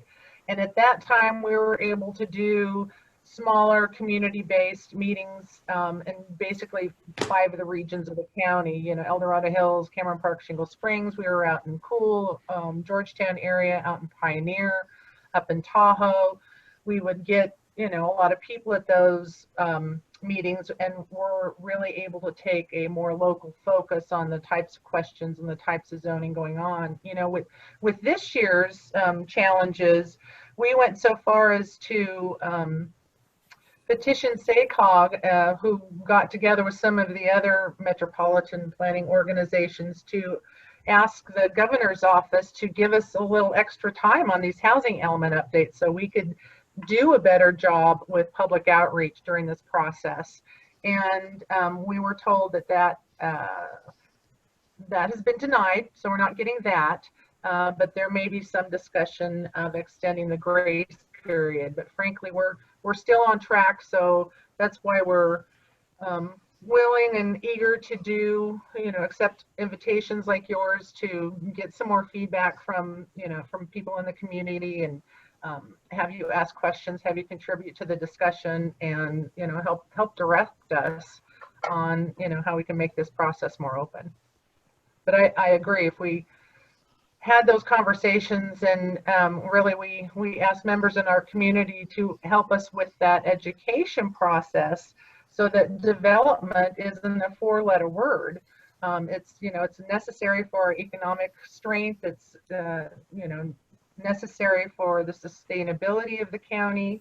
And, you know, profit's not a dirty word. You know, you've got to be able to look at the economic conditions and the economic situation when you're doing development and the risk that's involved with that, and just the sheer amount of money that's involved. And then when you look at the cost of labor, the lack of labor, the cost of materials, it's changing so fast. Bids are old after, what is it, 2 months now, if even that. So I'm sensitive to that fact that, development is not an easy business.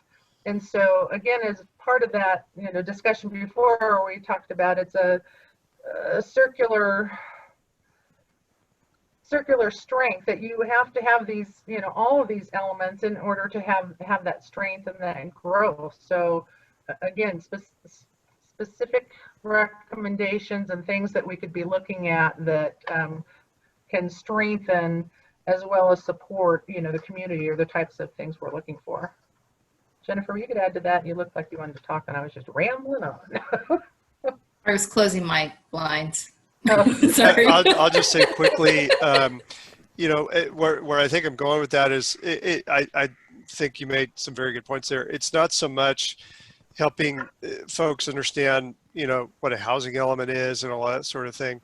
It's more, there's, I think, a role for staff. I certainly think there's a role for board members through the process of looking at projects, through the process of updating a housing element, to talk about those benefits you just mentioned a second ago.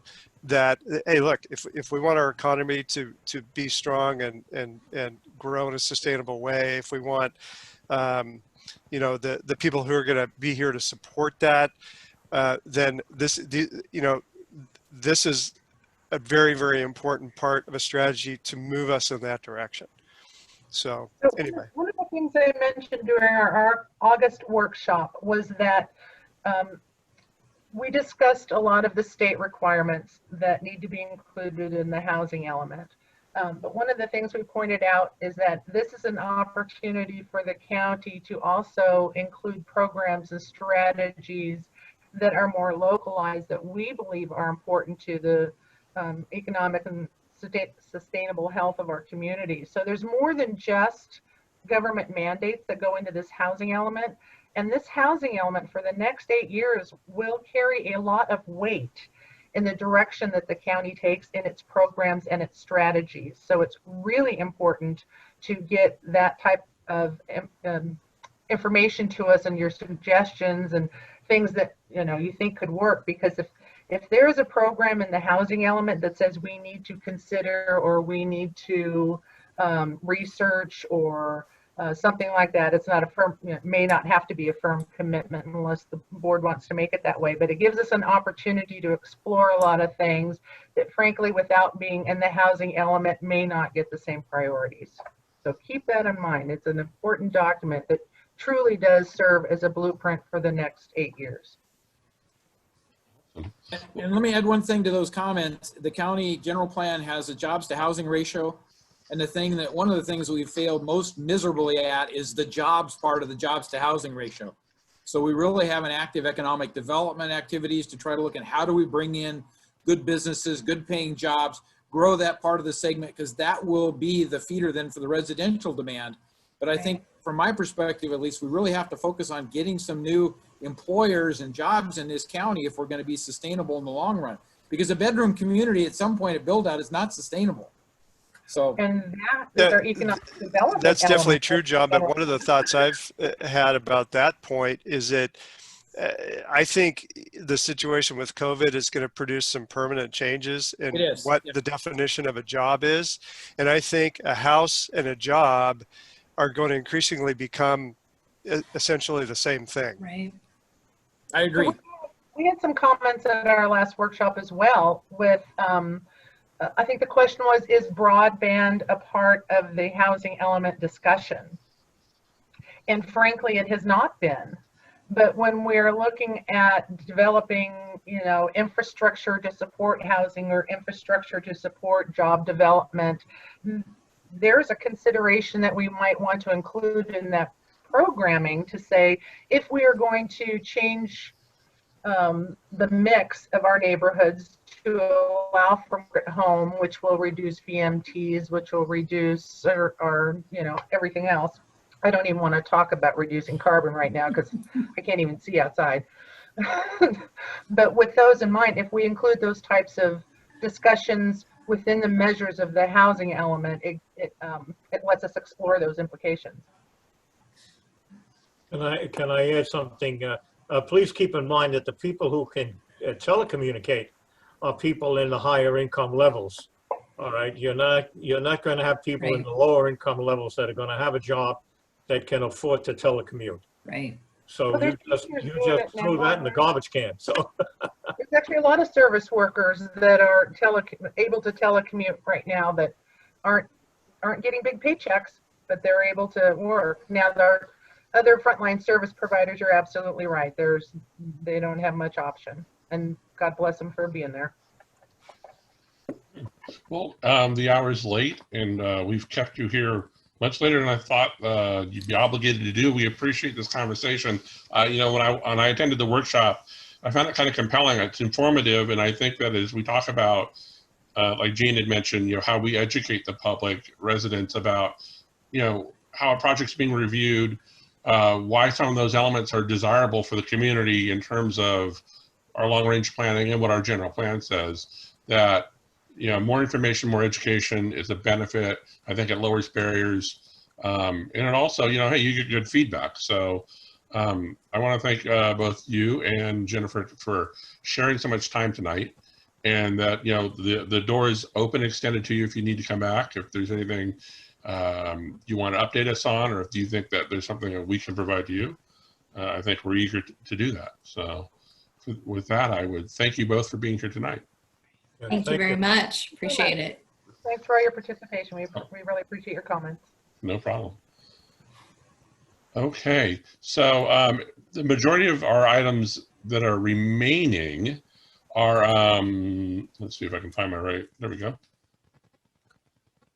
Does that look right? No, that's the wrong one. Sorry, gang. Okay, let me, this is,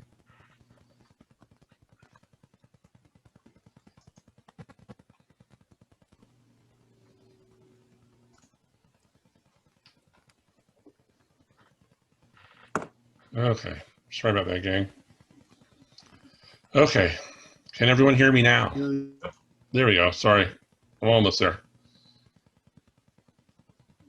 Zoom underway. So it's primarily updates to the rest of our meeting tonight. So I'm going to jump through these, ask John to take this first one as we go through. The very first item on this tonight is an update on the Capital Southeast Connector JPA in El Dorado County's application for a federal grant with the JPA. Actually, John Raslier was going to go ahead and give us a little bit of information, and then let's see, there we go. How about that, John? How does that look to you? okay, I can. Supervisor Heidel gave me this information a while back. I've been following the JPA connector for about 15 years now. And they're finally, well, they're getting up to the point of the road that belongs to El Dorado County, which goes from the county line to the new entrance on Highway 50, okay?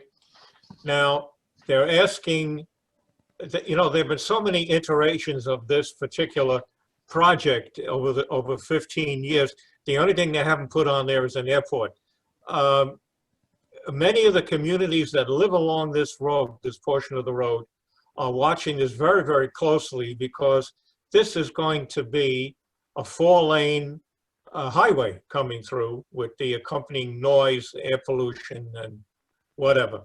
And most of the people in these communities do not believe, as our Chamber of Commerce does, that this highway, the extension of this highway, is going to bring economic development to El Dorado Hills. Now, the latest change in this plan has been, they're going to put, and this is because of input that came from the communities along this line. First of all, Bailey Circle, they originally had people from Bailey Circle could not make a left-hand turn to get out of their community. They would have to go to the traffic light at Four Seasons and make a U-turn and whatever. So they've now put in something that they call a gull-winged raised concrete medium, whatever that is. I don't know, maybe John can tell us later. So that's a big improvement for the people in Bailey Circle.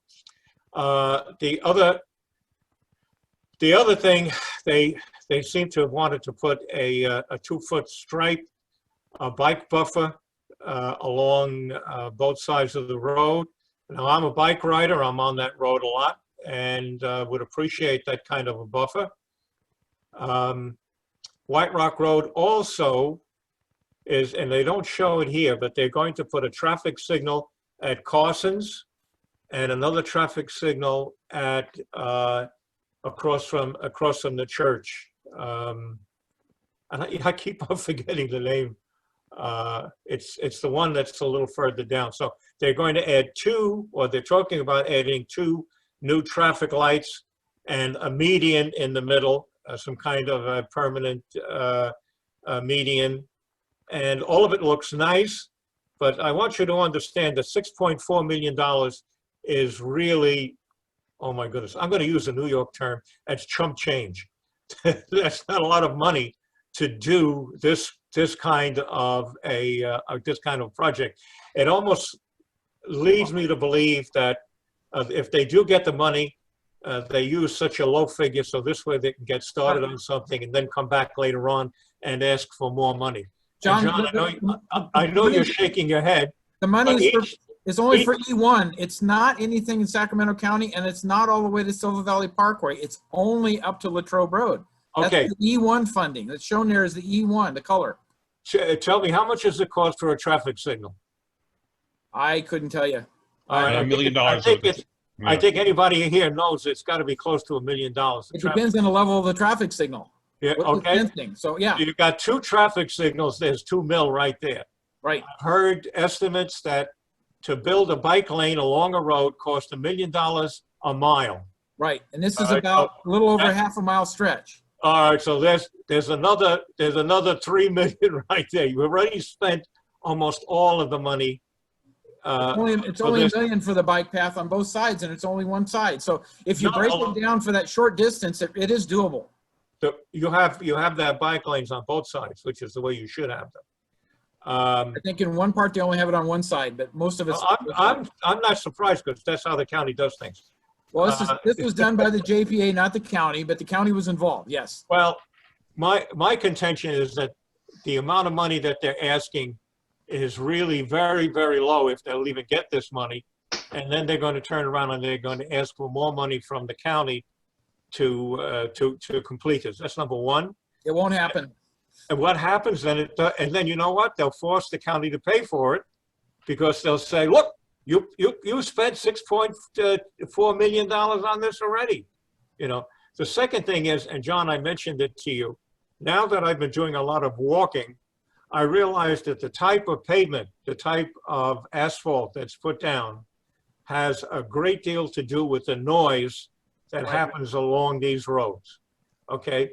And I can't even have a conversation when I walk along a White Rock Road near my community because of the road, the type of asphalt that's down.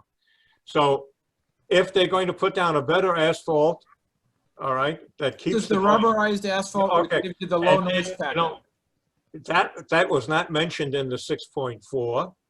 And to my mind, this road will not bring any kind of economic development into the county.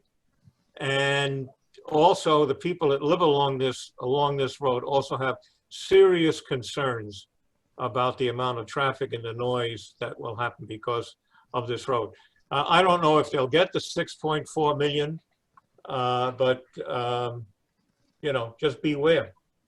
That's my take. That's it. I do want to build a toll right on the county line. Well, laugh. Think of all the money we could get right on the county line, and we would only charge the people coming from Folsom into El Dorado County on that toll. The state law does not, it prohibits that unless you're building a brand new freeway intersection, a freeway section that is totally new construction, not expansion. So you're kind of stuck with that. But South Lake Tahoe wants to establish a user fee for everybody that goes in the Tahoe Basin. So Well, maybe you'll get to pay to go to Tahoe. you know, the other thing I want to mention is that we've always talked to people who lived along White Rock, this section. We've always looked for a way to divert traffic before it gets to this part of White Rock Road. They are building something that's supposed to go up off of White Rock Road near the new Folsom City. I have no idea what they're doing there, but that is very important. Well, I believe that's the city is putting their new municipal yard down there. Right. But no one knows if it'll go all the way through, if it's going to be down to two lanes or whatever. And that's a very important thing to be able to take some of this traffic off before it comes to White Rock. Right. So John D., would you go back to the one figure that shows the intersections that are planned for the Empire Ranch Boulevard connection? That's not going to get it to you. It's one of the other ones. Oh, here it is. Okay, it's on the right, right? We see it going into Folsom. Part of the plan is to have an extension that comes all the way across from Empire Ranch Boulevard, across Highway 50, down to White Rock Road. And what John Vania and I are trying to get county long-range planning to do is plan basically a Beltway? routing that goes south of there, across the county line, south of the business park, a beltway, if you will, that takes you off of that Empire Ranch Boulevard and gets you clear around everything in Town Center and Latrobe. County DOT had that as a plan several years ago, and somewhere they threw it out, like 2013 or something, it got thrown out.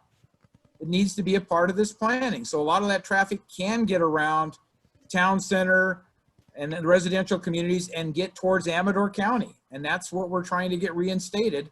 The other part of the Beltway, the way it's conceptually laid out, would go through Marble Valley and connect to Highway 50.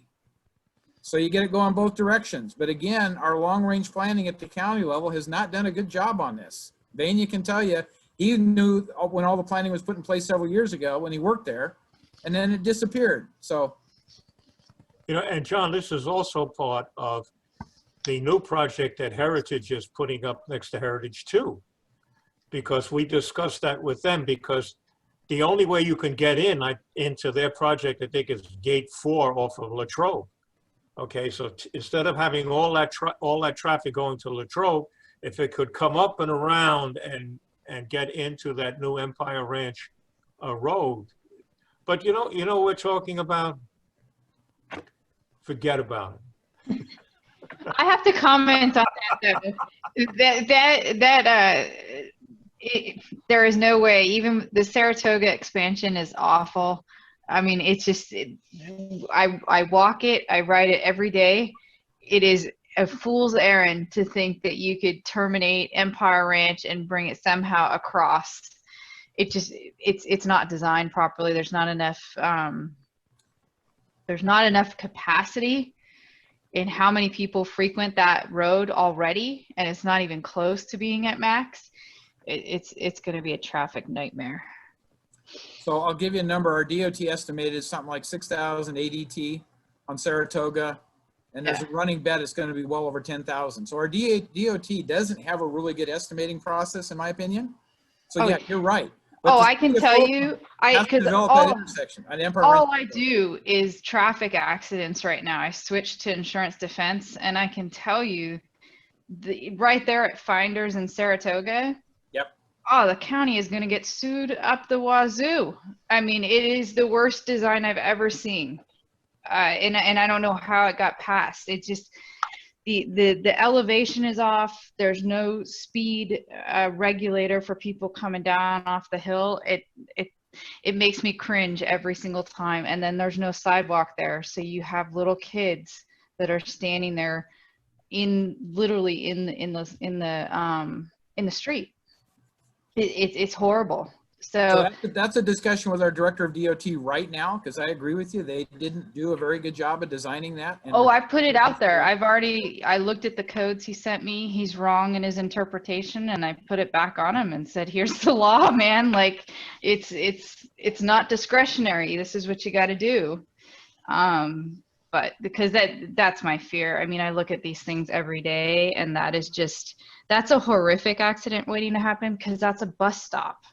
That's where all the kids get off that go to Rolling Hills. You know, once school gets back in session, that's right where they get dropped off. And it's these cars are flying down there at like 65, 70 miles an hour. It's terrifying. Well, the real issue is people not driving per the posted speed limits and following rules. That's really the root cause of the problem, in my opinion. Oh, I've yeah. seen people cut through stop signs, stoplights. It doesn't matter how much improvements the county puts in. Unless there's enforcement and accountability, it's just going to get worse every day. Absolutely, but there's no sign there, too. That's what kills me, is there's no sign about the speed limit. The signage, right there. Signage is something that needs to be implemented and put in, and much. But if you don't, again, if you don't have the enforcement, and the enforcement comes from our CHP. Yeah. You don't have the enforcement, you're not going to get any net improvement, because people will drive whatever they can get away with. And as an example of that, at the New Sienna Ridge Shopping Center, the main entrance on Bass Lake Road, it's a right in, right out. However, I saw 3 people on one trip when I was driving in and out, drive out across the dirt median to make a left. Yeah. And the left turn that was built in at the southern end of that project on Bass Lake Road, you know, has a hilt and a curve.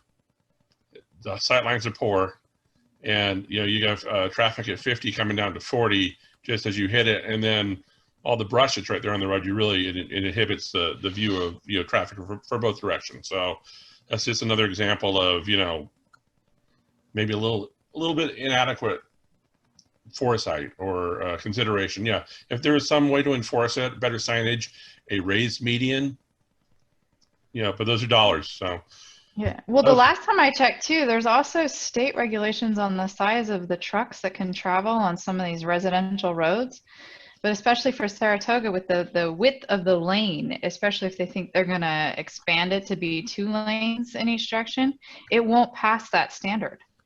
And I've litigated those cases where kids riding to school, because the lanes are so narrow in the residential areas, they can't have construction trucks go through there. And there've been huge accidents over it, and you have to mark it, construction trucks can't go through. Well, it'll happen right there at Saratoga as well, because it can't comply.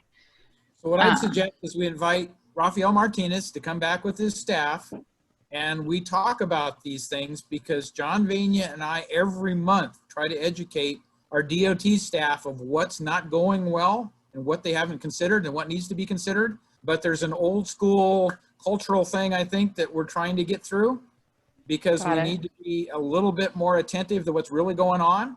But I need your support in helping convince Rafael that there's got to be changes in that area, because I feel strongly there does have to be changes. You tell me what you need and I'll do it. I'll be there. We need to have John Davey reach out to Rafael and say, hey, we'd like to have you and any number of your staff wants to come and talk about Saratoga and what are the real impacts that we've seen now that it's been built and opened up. We know it's not at full capacity yet, so it's only going to get worse.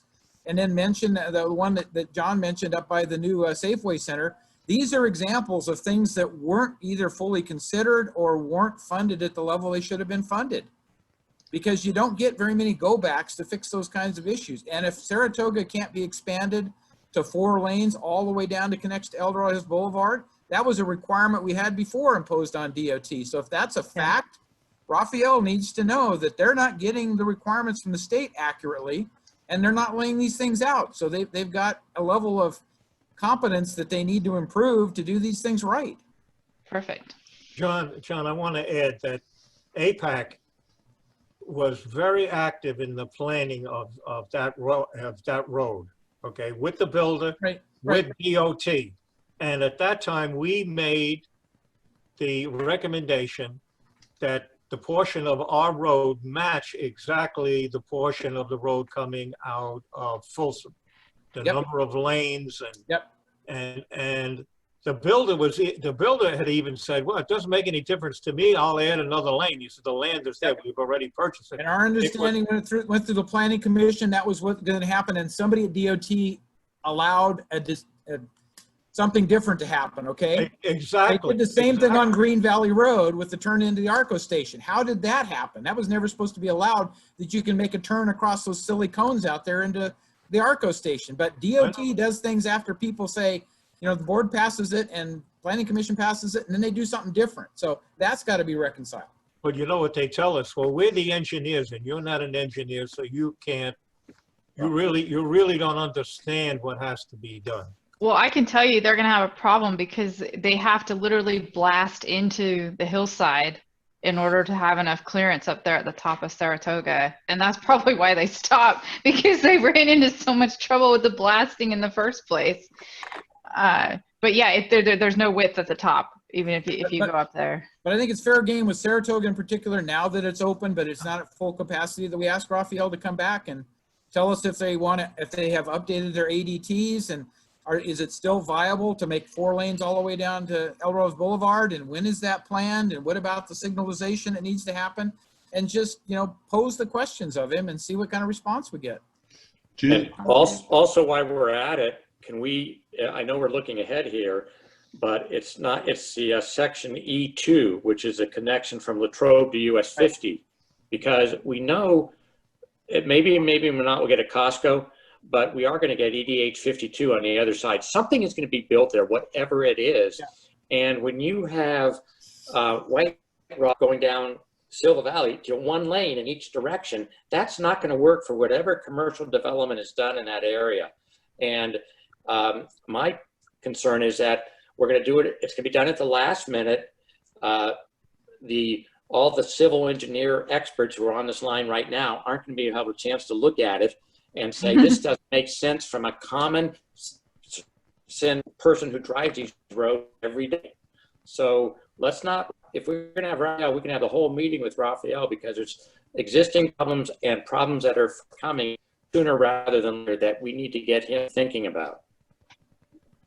John Vania and I try to do that every month, but I need some reinforcement in it. So yes. Okay, well, like I said, we could either do it as a subcommittee, or we could do it just as an open invitation and define it very narrowly what we're talking about. I know there's a lot of people in my community that would likely attend that, so I would open it up beyond a subcommittee. Okay, then maybe we'll do a special meeting. I think that's the right answer. There's going to be enough interest in this. And when you talk about the other extension, the E2 and Costco, I mean, that is in the CIP, but it's a 2035 timeframe. I'm going, that's ridiculous. It needs to be put in today. But I've been unsuccessful in getting that change made yet. But the board hasn't approved the new CIP, so we'll see. There's an opportunity. Okay, well, we're super late tonight. Let me jump through this as rapidly as we can. I'm not trying to point fingers at DOT or something, but there needs to be some changes there. It's been long recognized, and Vania will echo that for me. So we need to all work together. It shouldn't be a defensive posture. We need to get creativity involved, and we need to have people be open-minded about what needs to really happen. So thank you. No, we agree. So projects that are south of Latrobe Road, primarily there are 5 projects that are in various stages of either proposal or crafting of the development. Several of these we've already spoken to, so I'm just going to remind people that these are projects that are ongoing. Primarily it's the Town Center West mixed use, which is just to the west of Blue Shield there in the Town Center West. Montana de El Dorado Phase 2, which we had our subcommittee talk about for 2 months, and I felt that our subcommittee did an awesome job, and we provided our findings to the draft environmental impact report. The other item at the bottom on the left of the screen is the Carson Creek specific plan amendment, which would be heritage at Carson Creek, and they were very generous with the time. They talked to us, I believe, in July at our last meeting. And then next to that is Creekside Village, and we're right now efforting to schedule some time to talk with that team to go ahead, and they have some updates they want to share with us, and then they're very eager to present where they're at their project to a full APAC meeting, and they're always generous with their time. And then the last item on this would be Carson Creek Village, which is a new project. And what I think I'll do is I'll just jump through these.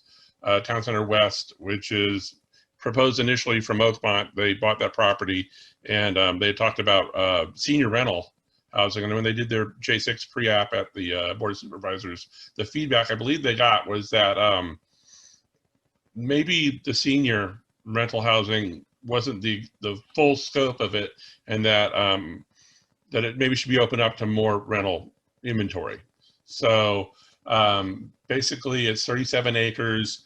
They proposed initially 55 plus age restriction.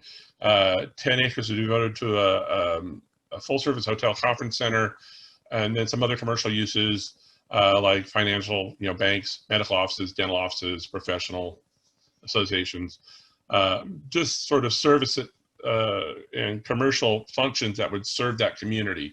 And I haven't talked to Ken Kidd at Oakmont for a little while now, but he was very eager, and we've talked to him as a group as well, very eager to present the project. I think right now they're still in the sort of the crafting phase. So I know that when we have an opportunity, they're very eager to come and talk to us.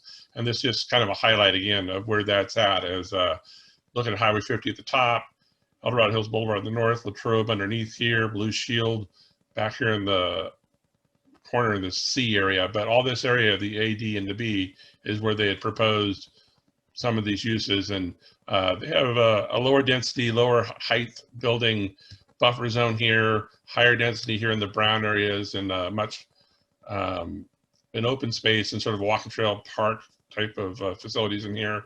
And then right up against Blue Shield, they talked about their higher density, taller buildings. And then down here at the bottom is would be the hotel and conference center that they had proposed. And then the commercial uses down here right at the entrance. So there's no real update on this. Like I said, they're trying to recraft this. So, but they're very eager. They've had a very good response with their Oakmont senior living property. So they're eager to get something done there. It's after 9, let's go. Montana de El Dorado, which we talked about quite a bit. And again, it's an expansion of the commercial space and retail space of Montana El Dorado Phase 1. It's south of the project. 8 retail buildings, 163,000 square foot hotel, 99 to 100 room hotel, an office building about 6,000 square feet at the very south end of the project. And part of this project is also an amphitheater that we've had discussions about. The neighbors had significant concerns about. Our subcommittee addressed those. The applicant, again, super generous with his time. So we know that we'll be seeing this come back. We're very eager to have him come back and show us what's going on. Another component of this is that Post Street right now, where it comes out of town center, where it dead ends right there at the traffic light, they propose extending Post Street as a road inside the project. So it would connect to Latrobe Road. So they have some traffic elements that, a lot of residents are concerned about. This is sort of the general layout of the old existing stuff on this side and sort of the pink, the new stuff on the south side of the project. So again, that applicant, very generous at this time. We're eager to hear back from them as they move forward. They're getting their final environmental impact report. And we won't go through the entitlements. Heritage of Carson Creek, we have that proposal. We just talked to that team in July. Again, it's at the south end of the business park. It's an existing specific plan for the Carson Creek specific plan. Right now, the zoning is industrial and R&D, some open space and some park space at the bottom of the project. As John Resler mentioned, there's not the demand for the use of the business park that was originally envisioned. So they're talking about, even though this is not part of the business park, it's the specific plan for Carson Creek. They're talking about converting the industrial and R&D spaces to single-family homes, part of the age-restricted project, a duplication essentially of the age-restricted project they already have there for Heritage, but it would just be under a different name with a different HOA. And again, they still have the open space elements, the park element, to be a community center, and then some limited commercial at the top of the project. But we've talked to them. Again, they're always eager to come back and tell us what's going on with the project. So they're in the process of getting their environmental work done and working on this project. So again, this is what we heard in July, some of the benefits and the methodology and the thinking behind the project.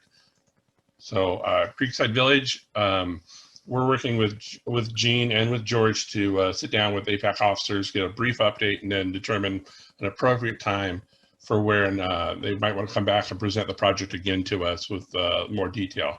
So again, it's this was formerly part of the business park, 200 acres, 200 plus acres that has been pulled out.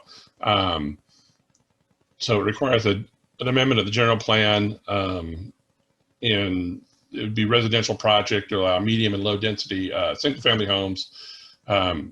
what we talked about last time, whether that's changed or, there might be some different aspects to it, but we'll learn more about it. 700 to 900 dwelling units is what they've talked about it. And it's a project by Wing Communities. And this is a brief look at where it's at down here at the south end of the business park. And then the high school site is right down here too, for El Dorado Union High School District. And there's a little closer look at the site. And this is sort of a satellite view of it. So Blackstone across Latrobe Road from it. It's R&D zone right above it right now, John Adams Academy. And then R&D and open space is the heritage that we just talked about before that. I'm looking at the clock, sorry gang. And then the last thing that I wanted to spend a little bit more time on tonight was that there was a TAC meeting recently for this project. It's the Carson Creek Village project, which is inside the business park. 97 acres. They're talking about a general plan amendment, a rezone, and a specific plan for this project. So residential, commercial, active recreation, and open space.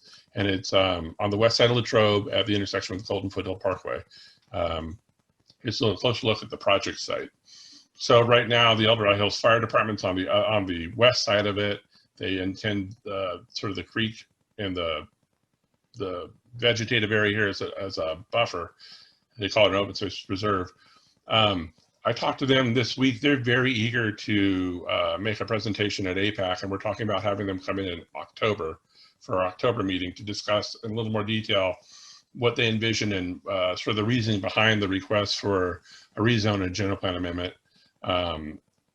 So it's across from Blackstone, basically where Carson Crossing comes over that little creek there, and there's the bridge in place now, and it's barricaded off. They propose to extend Carson Creek through the project site and back out to Latrobe Road. So, and again, they talk about open space on the west side. Their higher density stuff would be up against Golden Foothill Parkway, commercial on the corner at Golden Foothill and Latrobe, and their medium density would be in the middle. And then another smaller commercial spot at the other end. And again, this is another recognition of the fact that they've owned this land, and that as it's zoned now for the R&D and industrial, there's no demand, and they're having a hard time developing it. So they're pursuing this. They see this as more of an opportunity. And this is sort of the zoning that's around it right now. Their project would be in the pink area, R&D to the south. This is the Carson Creek specific plan and area plan here. Blackstone Valley View area plan on the other side. The EID water treatment plant across the road. Then you have some higher density up here as you approach White Rock. Area plan on the north side too for the town center. So they're very eager. They want to know if there are questions about this project that without, we don't have a lot of details right here. But if there are questions on the project, I'll open it up right now and see if anybody has any questions about it right now. Again, it's just another, I'm going to stop the share on this so I can see everybody. There we go. If there's any questions about that right now, they're very eager to have sort of a preview of what people want to learn about, and they would tailor a presentation for October.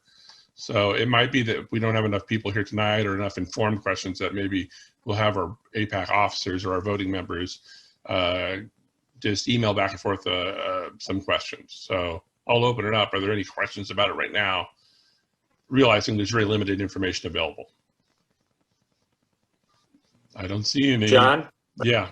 John, when I've driven by there twice a week for the last several months, there's a for sale sign there. Is that just out there because they might sell it if it's an offer, or are they really planning on going ahead and developing it? I believe they've done some significant environmental work already in advance of submitting a formal application. I know it's a pre-app right now. So it might be that they're trying to sell it once it's an entitled project. I'm unaware of that. But the TAC meeting was pretty well attended, and that's the other thing I wanted to volunteer is that we've been getting invitations to TAC meetings since they're virtual now. And so when I have the opportunity, I do sit in. I know that John Reisler has sat in on one or two at least. It's something we didn't have exposure to in the past. It was all agencies and the project applicant. So it's kind of nice to have that opportunity to be part of the discussion, at least become informed or educated about what's going on. John, I'd like to point out the hour is late. Yes, I'm speeding through. And I almost would like to have a motion passed that once we get past 9 o'clock, that any items not covered by 9 o'clock be put over to another meeting. Because I'm a senior and I'm going to need my rest soon. You know, I feel like a senior. I'm close. Let me just jump through these. I'll take a minute or two to do this real quick, and we'll be done. Let me just share this one more time. Where to go? The last few things. Oak Ridge High School's at TAF meetings. Do you see it? Hello? Oh, John's on the phone. Sorry. Okay, so I muted John. So Oak Ridge High School, they're talking about an 85-foot cellular antenna, essentially. There are existing things there at the high school right now. They want to replace an existing light pole that has some facilities on it already. It'll be a taller pole, and they did a site survey basically here at the light standard here at the football stadium, gave them the best coverage. The other site that was better was actually at the golf course at Serrano, but the negotiations fell apart there. So as they go through the TAC meeting process, and here's a look from Silva Valley looking north to the football stadium, and then this is what's proposed. The antenna is right here. Jump through, this is looking south on Silva Valley, football stadiums on this side. Here's the antenna right here. So there's nothing formal that we could respond to. I know the county has, and this is from Harvard, looking into the school. Here's a better look at it right here with the antennas. Yeah, I know a lot of people have questions about cellular facilities right there on the school district with, you know, kids, school district property with kids being there in school. And then I also know that there's very limited means for the county to effectively manage those facilities, that it's really a function of the federal government. I think setbacks are one of the things that we talked about in the past that the county maybe could look at in terms of how to not regulate, but how to have a say in where these facilities are placed. So it's just a TAC meeting right now. As it moves forward, I'm sure we'll see more of a formal presentation. Okay, so here we go. This is it. It's just some road projects. Silver Springs Parkway, Southern Connection, construction started last week. It's right here at the curve on Bass Lake Road. Silver Springs, the northern section, ends right here. It's going to be extended to here to the curve, and it's going to be a three-way stop with turn lanes. So traffic controls were put in place last week. They are moved out of the main road right now. There might be some one-way controls intermittently in the area. Most of the work is going on in the wooded area to the north of Bass Lake Road at that curve. There are some utility relocations that they're working with. The other part of this project is that in the spring of 2021, they anticipate closing Bass Lake Road after they have Silver Springs punched all the way through and moving all the traffic from Bass Lake Road going north to Green Valley and south from Green Valley to Bass Lake Road, moving it onto the new road segment on Silver Springs. And at that time, the road would be closed on Bass Lake Road, the old Bass Lake Road, between Madera Way, the entrance to Woodridge, and Magnolia Hills Drive, which is the entrance to the Hillsville, Dorado. So all the traffic north of that on Bass Lake Road, more in Rescue, Cameron Park, those motorists would be instructed to go back to Green Valley Road, come over to the new Silver Springs, and then come back on Bass Lake Road. I looked at the detour plan. It said it would be a 30-day, and when I talked to DOT last week, they said it's probably going to be more like 2 months. And it's a moving target because, you know, they're looking at you know, construction schedules and delays, and the utility relocations are things that really jump up and bite them like it did on Bass Lake Road. But this is a project that's been planned for in excess of 30 years. And the one thing, it's going to be a massive safety improvement. There's going to be a right turn pocket added from Madera Way. On this plan, it shows a 4-foot bike lane from Madera Way to the new intersection. So, but there's no detail in the plans when we look at them online. But the new intersection will be a 3-way stop where the curve used to be.